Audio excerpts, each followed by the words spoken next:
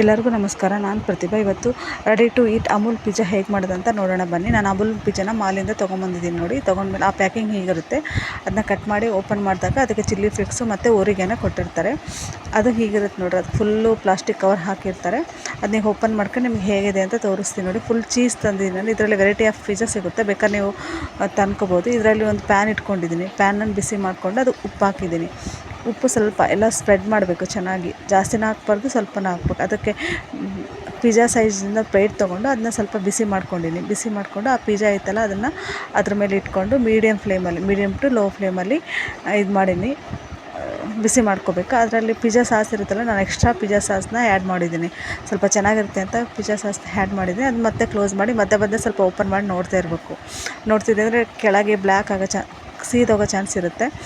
ಮತ್ತು ಅದು ಅವರೇ ಕೊಟ್ಟಿರೋದಂಥ ಓರಿಗ್ಯಾನೋ ಮತ್ತು ಚಿಲ್ಲಿ ಫ್ಲೇಕ್ಸ್ನ ಹಾಕಿದರೆ ಅಮೂಲ್ ಪಿಜ್ಜಾ ತಿನ್ನೋಕ್ಕೆ ರೆಡಿಯಾಗಿರುತ್ತೆ ನೋಡಿರಿ. ಚೆನ್ನಾಗಿ